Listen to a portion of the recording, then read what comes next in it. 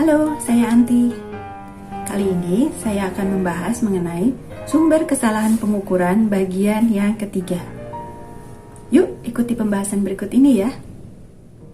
Semua pembahasan saya ambil dari buku ini.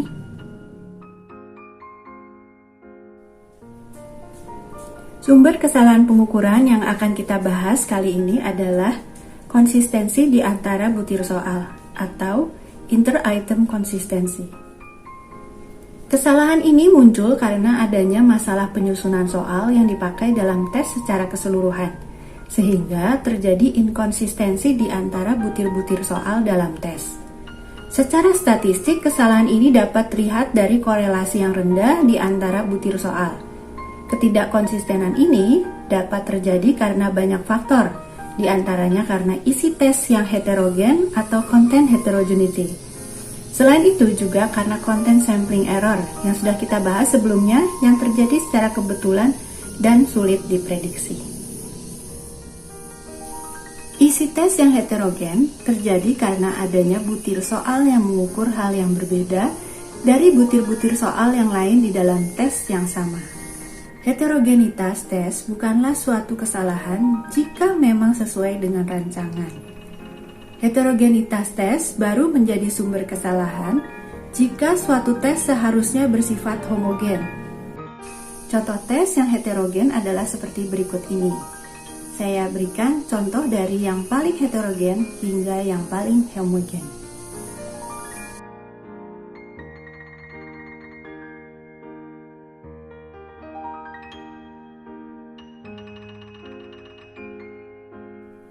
Untuk mengukur ketidakkonsistenan butir tes, kita menggunakan prosedur statistik yang disebut konsistensi internal atau internal konsistensi. Reliabilitas belah dua atau split half reliability yang kita bahas sebelumnya bisa digunakan. Hanya saja, kelemahannya terletak dari cara kita membagi dua. Ketika kita membagi dua dengan cara yang berbeda, maka angka reliabilitas yang diperoleh juga akan berbeda.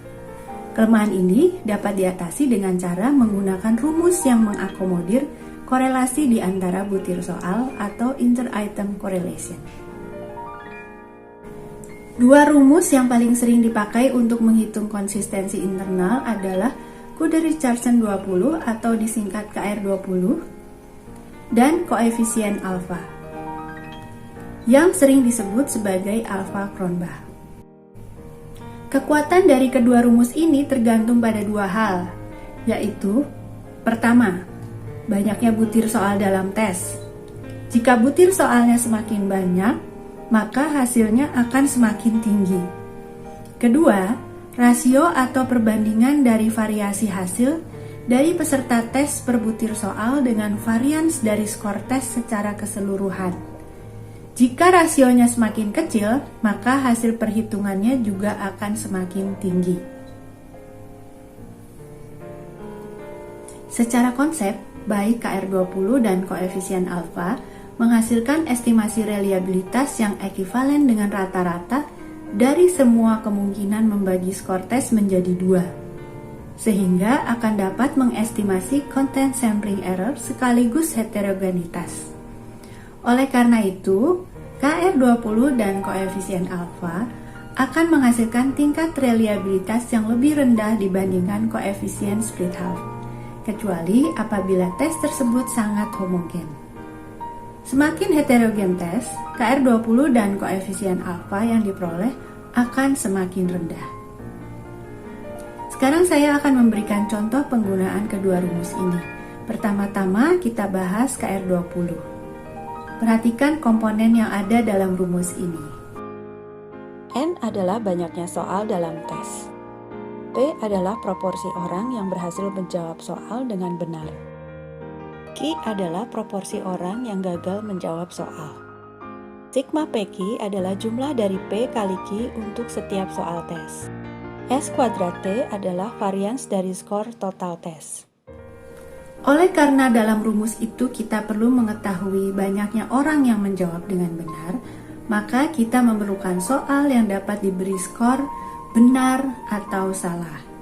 Jenis soal seperti ini disebut dikotomus. Sekarang perhatikan soal berikut ini. Suatu tes yang terdiri atas 10 soal diberikan kepada 10 orang subjek. Pertama-tama kita akan hitung proporsi orang yang menjawab benar di setiap soal. Di sini saya beri contoh untuk soal nomor 1, ada 9 orang dari 10 orang yang berhasil menjawab benar. Oleh karena itu, proporsinya adalah 9/10 atau 0,9.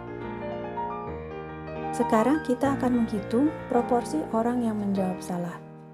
Dalam soal nomor 1, terdapat 1 orang dari 10 orang yang menjawab salah. Oleh karena itu, proporsi orang yang menjawab salah adalah 1/10 atau 0,1. Selanjutnya kita akan menghitung PQ. Caranya adalah dengan mengalihkan angka P dan Q yang kita peroleh untuk setiap butir soal. Dalam soal nomor 1, berarti adalah 0,9 dikali 0,1 sama dengan 0,09. Untuk mendapatkan sigma PQ, selanjutnya kita tinggal menjumlahkan angka PQ yang kita peroleh dari seluruh tes. Total skor didapatkan dengan cara menjumlahkan skor yang diperoleh setiap subjek dalam seluruh tes. Selanjutnya, kita dapat menghitung varians dari skor total tes. Nah, selanjutnya, angka-angka tersebut kita masukkan ke dalam rumus ini. Berikutnya, kita akan bahas koefisien alfa. Perhatikan komponen yang ada dalam rumus ini. N adalah banyaknya soal dalam tes. Sigma dalam kurung S kuadrat I adalah jumlah varians dari tiap soal tes. S kuadrat T adalah varians dari skor total tes. Jika diperhatikan, perbedaan koefisien alfa dengan KR20 terletak pada dan koefisien alfa ini digunakan untuk tes dengan butir soal yang memiliki kemungkinan respons yang beragam. Misalnya, sangat setuju, setuju, tidak setuju, dan sangat tidak setuju. Sekarang perhatikan soal berikut ini. Suatu tes yang terdiri atas 10 soal diberikan kepada 10 orang subjek. S kuadrat I diperoleh dengan cara menghitung varians untuk setiap soal. Sigma dalam kurung S kuadrat I diperoleh dengan cara menjumlahkan varians dari setiap butir soal. Total skor didapatkan dengan cara menjumlahkan skor yang diperoleh setiap subjek dalam seluruh tes. Selanjutnya, kita dapat menghitung varians dari skor total tes.